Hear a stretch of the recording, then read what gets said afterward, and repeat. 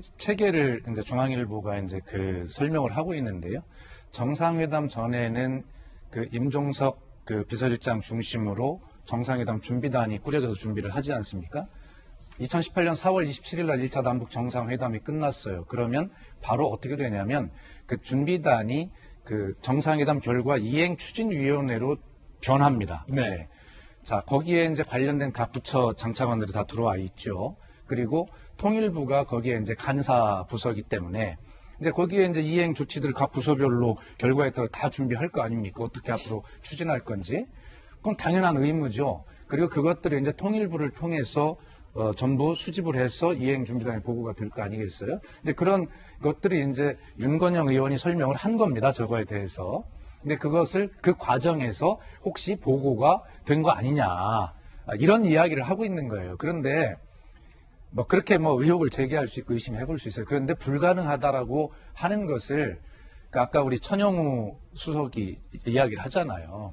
이분은 이명박 대통령 때 외교부 2차관을 하신 분이고 그 당시 이명박 대통령 직속 미래기획위원회 세미나에 나와서 통일 후에 북한의 원전 단지를 만들자라고 제안을 하신 분이에요.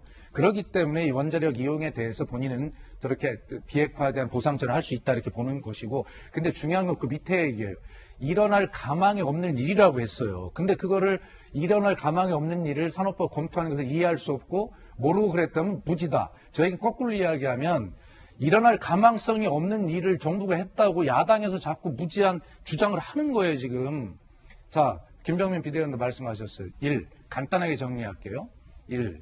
이 문제를 하려면 북한의 유엔 안보리, 그다음 미국의 대북 제재가 해제돼야 됩니다.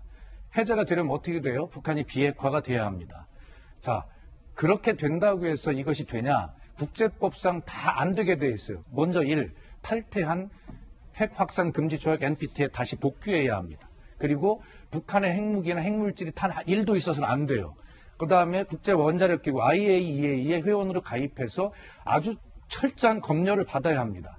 그리고 나서도 우리 남한이 북한에 한국형 원자를 지어주려면 이 안에 우리 기술이 있는 게 아니에요. 미국의 원천 기술과 라이센스가 있기 때문에 이것을 우리가 북한에 지어주려고 해도 한번 미국 의회 동의가 있어야 돼요. 그리고 수조 원이 들어가는데 대한민국 국회에서 예산 심의 승인이 없이 어떻게 됩니까? 야당이 모르게 어떻게 짓습니까? 여기서 한 가지만 딱 드릴게요. 2019년에 우리 대한민국이 타미플루를 트럭에 실어서 북한에 해주던들 인도적 지원을 하려고 했어요. 그런데 유엔 연합사령부가 그것을 막습니다. 못 가게. 못 막은 이유가 뭔지 알아요?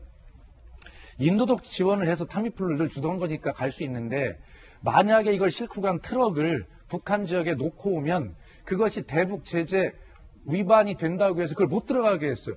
이렇게 트럭 하나도 못 들어가게 하는 이런 상황이 어떻게 수조 원짜리 저런 것들을 그 수많은 국제법을 위반해 가면서 미국의 눈을 속여가면서 어떻게 저걸 할 수 있단 말입니까? 천영우 수석의 얘기대로 불가능한 일을 했다고 몰래 했다고 그렇게 야당이 주장하는 것은 정말 이런 것들을 몰라도 너무 모르는 일이다 라고 주장하고 싶습니다. 여야의